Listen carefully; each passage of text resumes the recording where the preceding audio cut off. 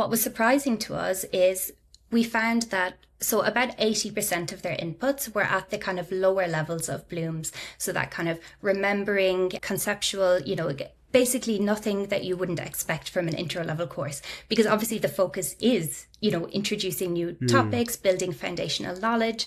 What was exciting to see was that around a third of the time, students were, asking questions at higher levels of cognitive complexity.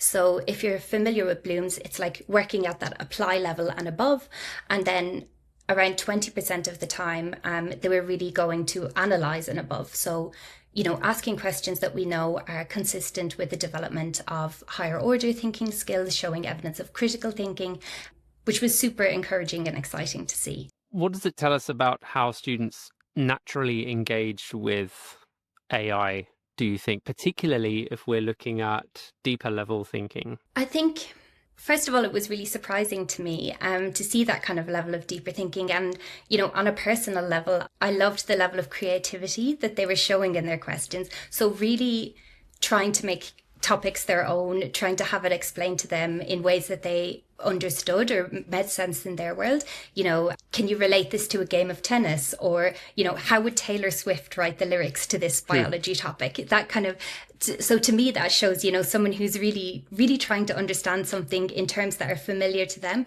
That was really exciting to see. Can I just ask, Muireann, were there prompts around this is something that you could do, or were these things that were naturally occurring? These were naturally occurring.